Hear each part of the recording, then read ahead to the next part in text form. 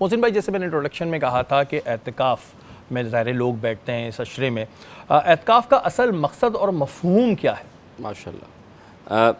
क़ाल अल्लाह ताला फ़िल क़ुरानिल मजीद व अंतुम आकिफ़ून फ़िल मसाजिद आमनतु बिल्लाहि सदक़ल्लाहुल अज़ीम। एतिकाफ़ जिसके माने ठहर जाना, रुक जाना, यानी अल्लाह की खातिर अपने आप को 10 दिनों के लिए, अगर रमज़ान में है, वो अल्लाह की खातिर इबादत और रियाज़त में लग जाने का नाम एतिकाफ़ है।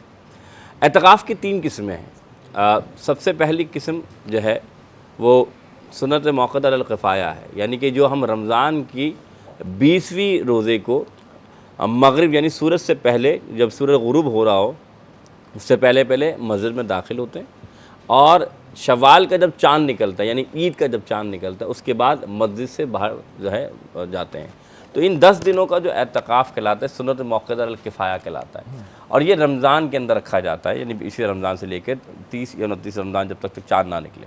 हुक्म ये है कि ये जो है जिसे आप सुन्नत मौक़ूदा अल किफ़ाया कहते हैं, पहली किस्म, इसमें मोहल्ले में अगर एक फ़र्द भी रख ले तो सबको सवाब मिलेगा। अरे माशाल्लाह। और अगर एक फ़र्द भी ना बैठे तो सब गुनहगार हो जाएंगे, याद रखिएगा। अच्छा, आपके मोहल्ले से किसी एक को बैठना लाजिम है, यानी एक बैठेगा तो सब सवाब मिल कमाएंगे, और अगर एक भी नहीं बैठा तो सब गुनहगार हो जाएंगे। इसलिए इसे सुन्नत मौक़ूदा अल किफ़ाया कहते हैं, पहला रमज़ान का जो होता है।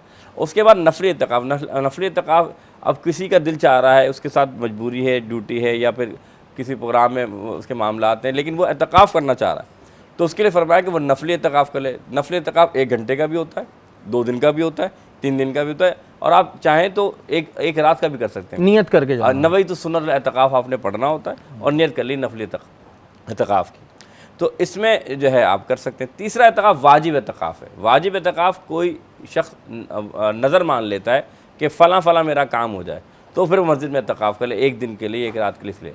लेकिन ये याद रखिएगा, जो हम रमज़ान का एतिकाफ़ करते हैं इसकी शान व अज़मत क्या है। हुज़ूर अकरम सल्लल्लाहु अलैहि वसल्लम फरमाते हैं, जब 10 दिन आप मुकम्मल करते हैं तो गुनाहों से ऐसे पाक हो जाते हैं जैसे अभी माँ के बतन से पैदा हुआ। फिर हसन से एक रिवायत मनक़ूल आप फरमाते हैं कि जो एतिकाफ़ जो है करता है मस्जिद में, जो मर्दों के बारे में बात हो रही है, या ख़वातीन बैत मस्जिद यानी जहाँ घर में करती हैं, फरमाते जो एतिकाफ़ करता है अल्लाह ताला उसे 2 उम्रे और 2 हज का सवाब देता है। यानी एक शख्स जो हज नहीं कर पाया या उम्रे नहीं कर पाया, तो उसके लिए हसन फरमाते हैं कि आपसे मनक़ूल है कि अगर शख्स 10 दिन का एतिकाफ़ कर ले तो अल्लाह ताला ये उसे सवाब अता फरमाता है।